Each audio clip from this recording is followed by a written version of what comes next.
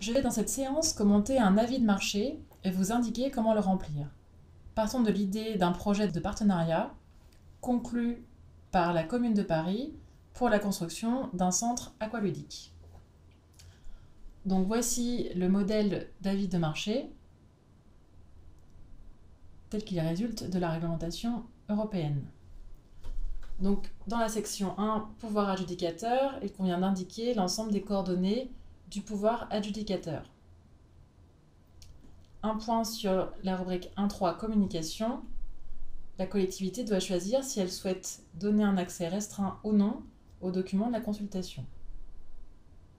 Type de pouvoir adjudicateur, ici pas de difficulté, nous sommes en présence d'une autorité régionale ou locale.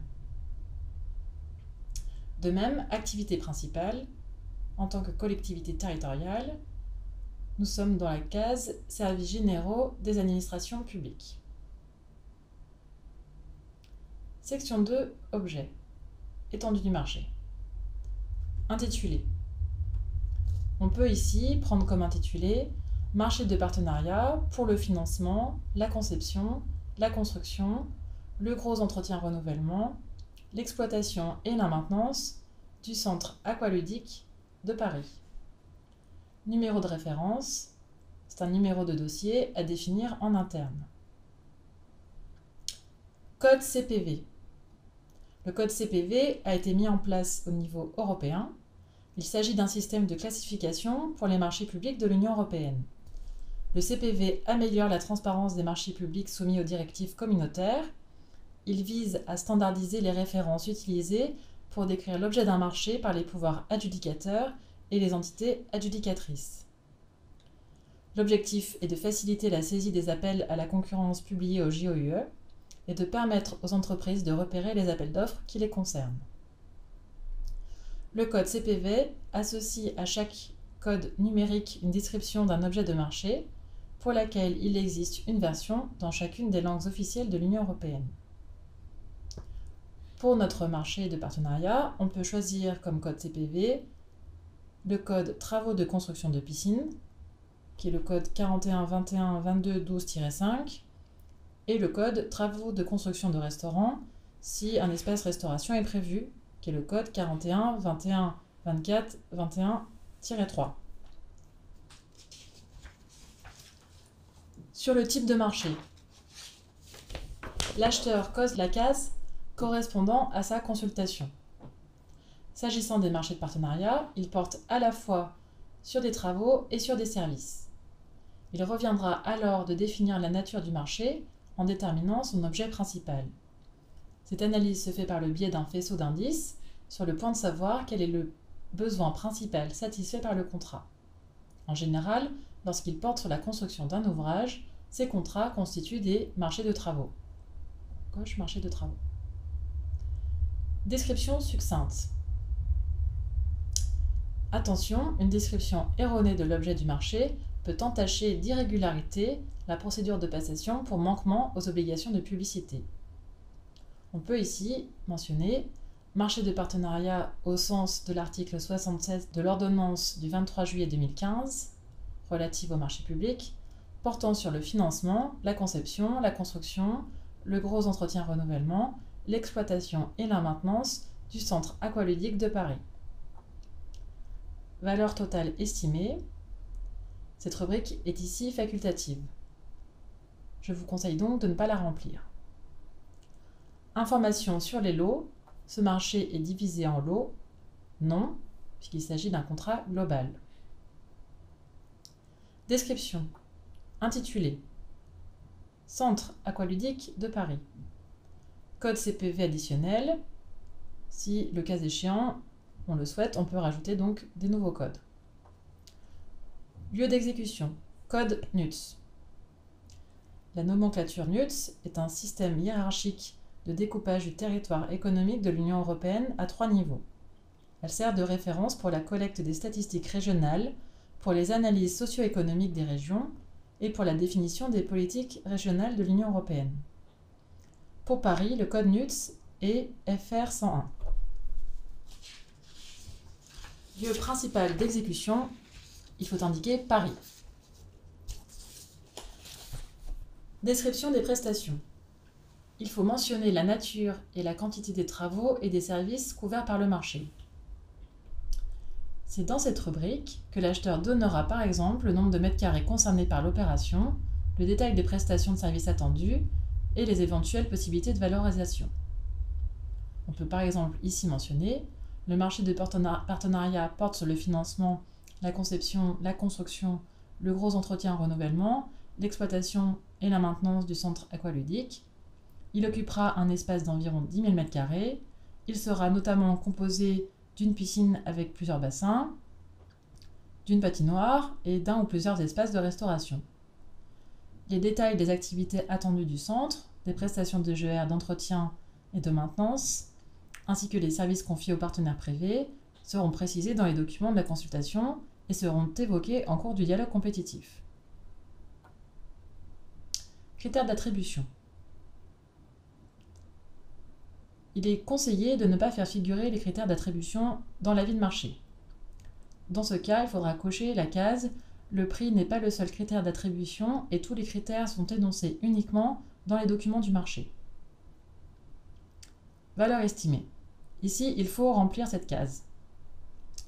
On suppose que cette valeur prend en compte les coûts de réalisation du projet, les coûts de financement et les coûts des prestations d'exploitation-maintenance, les coûts d'exploitation et les coûts des services.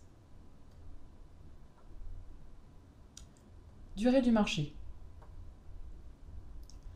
L'acheteur doit préciser soit la durée du marché public en mois et en jours, soit le délai d'exécution déterminé par des dates de début et de fin d'exécution. Il n'est pas tenu d'indiquer la date prévisible de commencement d'exécution du marché.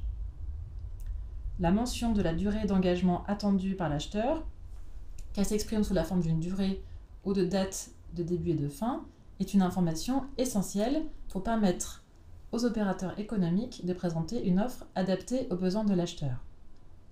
Son omission constitue un manquement aux obligations de publicité et de mise en concurrence susceptibles d'avoir lésé les candidats.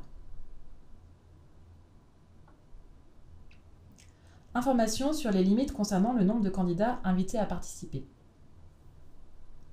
Si la procédure choisie est restreinte, l'acheteur doit l'indiquer dans l'avis. Il propose le nombre minimum de candidats qu'il prévoit d'inviter et, le cas échéant, leur nombre maximum. Le nombre de candidats retenus doit être suffisant pour assurer une concurrence effective.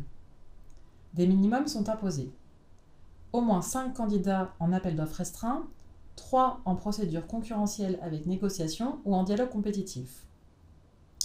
À noter, cependant, que si le nombre de candidats satisfaisant aux critères de sélection est inférieur à ce nombre minimum, le pouvoir adjudicateur peut néanmoins poursuivre la procédure avec les candidats disposant des capacités requises. Cette précision est importante car elle peut être rencontrée dans les faits. Pour sélectionner les candidats admis à participer à la procédure, l'acheteur doit définir dans l'avis de marché les critères de sélection qui devront figurer. Ces critères doivent être objectifs et non discriminatoires. Donc, nombre de candidats envisagés, on peut ici proposer 4. Ensuite, il faut préciser les critères objectifs de limitation de nombre de candidats. Je vous propose la rédaction suivante. Le nombre maximum de candidats résulte de l'estimation de la concurrence attendue sur le projet. De plus, du fait de la complexité de gestion de la procédure, un nombre de candidats plus élevé aurait des incidences sur le calendrier sans pour autant favoriser la concurrence. Seront sélectionnés pour être admis à participer au dialogue les candidats disposant des capacités techniques, professionnelles et financières appropriées au vu de l'objet de la présente consultation. Les critères de sélection suivants peuvent être retenus. Capacité technique et professionnelle à hauteur de 70%, qui sont appréciés au regard des éléments produits au titre de la rubrique 3.1.3 ci-après, et capacité économique et financière à hauteur de 30%, appréciés au regard des éléments produits au titre de la rubrique 3.1.2 ci-après. Variantes. Il convient de préciser si on accepte ou non les variantes. Pour rappel, il y a d'une part les variantes libres, qui doivent être précisées car en principe elles sont interdites. Dans le cadre d'une procédure de dialogue compétitif ou de procédure négociée, l'autorisation pour les candidats de présenter des variantes libres semble s'imposer tant cela paraît consubstantiel à l'objet de ce type de procédure. Donc pour notre procédure, nous pouvons cocher la case oui. Informations sur les options. Pour rappel, le Conseil d'État a défini et précisé la notion d'option dans une jurisprudence de 2007. Il ressort de cette jurisprudence que les options se définissent comme des prestations devant faire l'objet d'un avenant ou d'un marché complémentaire. En revanche, une prestation qui est tenue de proposer dans son offre un candidat et qui est prévue dans le cadre de l'exécution du marché initial, alors même que le pouvoir adjudicateur se réserve la possibilité d'en demander l'exécution en complément de l'offre de base, n'est pas une option mais une variante. Ainsi, la rubrique relative aux options doit être renseignée lorsque sont prévues des prestations susceptibles de s'ajouter aux prestations commandées de manière ferme dans le marché, dans le cadre d'éventuelles tranches optionnelles ou de marchés de prestations similaires. Selon le modèle d'avis communautaire, les options doivent faire l'objet d'une description.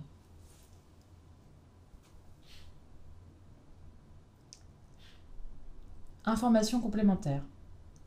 Il s'agit d'informations plus précises pour décrire l'objet du marché si cela est nécessaire. Attention, le nombre de caractères figurant dans cette rubrique est limité. Si le texte dépasse la capacité de la rubrique, alors il est nécessaire de créer un document ad hoc mis en ligne en même temps que l'APC sur le site institutionnel du pouvoir adjudicateur. L'adresse où trouver ce document doit être mentionnée ici, dans l'avis de marché. Section 3. Renseignements d'ordre juridique, économique, financier et technique. Conditions de participation. Conformément à l'article 51 de l'ordonnance du 23 juillet 2015, les acheteurs ne peuvent imposer aux candidats que des conditions de participation à la procédure propres à garantir qu'ils disposent de l'aptitude à exercer l'activité professionnelle, de la capacité économique et financière ou des capacités techniques et professionnelles nécessaires à l'exécution du marché public. Ces conditions sont liées et proportionnées à l'objet du marché public ou à ses conditions d'exécution. L'article 50 du décret précise que pour vérifier que les candidats satisfont aux conditions de participation à la procédure, l'acheteur peut exiger la production des renseignements et documents figurant sur une liste établie par arrêté du ministre chargé de l'économie. Il s'agit de l'arrêté du 29 mars 2016 qui énumère précisément les éléments qui peuvent être exigés des candidats pour justifier de leur capacité économique et financière et de leur capacité technique et professionnelle. L'acheteur doit renseigner dans l'avis de marché ceux de ces documents qui seront demandés aux candidats. À noter que la personne publique ne peut exiger des candidats qu'ils fournissent d'autres pièces que celles permettant d'évaluer leur capacité professionnelle, technique et financière mentionnées dans cet arrêté. L'acheteur n'est pas tenu de préciser des niveaux minimums de capacité économique et financière, mais s'il le souhaite, il peut le faire, mais le niveau de compétence requis doit être justifié et proportionné à l'objet du marché. Sur les conditions liées au marché, dans la rubrique 3.2.2, conditions particulières d'exécution, on peut ici mentionner que le marché de partenariat identifiera l'équipe de maîtrise d'œuvre chargée de la conception des ouvrages et du suivi de leur réalisation. On peut aussi mentionner que le marché de partenariat prévoira une clause d'insertion sociale. Procédure. Description. Type de procédure. Il faut donc cocher la procédure que l'acheteur a choisi de mettre en œuvre. En cas de dialogue ou de négociation, il faut préciser à la rubrique 4.1.4 si on souhaite diminuer et discuter au fur et à mesure des solutions et des offres.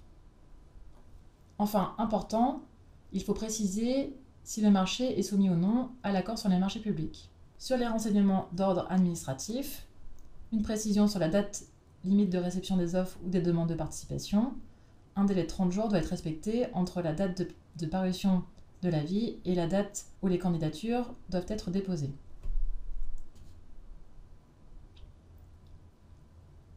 Enfin, sur les renseignements complémentaires, on utilise la case 6.3 Informations complémentaires pour préciser tous les éléments importants de la procédure qui ne peuvent pas être mentionnés ailleurs. Par exemple, on peut donner des détails sur le dépôt électronique des candidatures ou sur la procédure, par exemple le nombre de tours envisagés. On peut aussi prévoir la possibilité d'avoir des recettes annexes via la valorisation du domaine ou via des activités annexes. On peut mentionner la possibilité de bénéficier de subventions sous forme d'avance pendant la réalisation des travaux.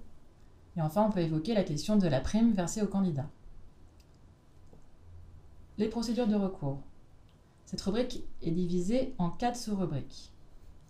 L'acheteur est tenu de renseigner dans tous les cas la sous-rubrique 6.4.1, instance chargée des procédures de recours, mais également la rubrique 6.4.3, ce qui n'était pas le cas dans les anciens modèles.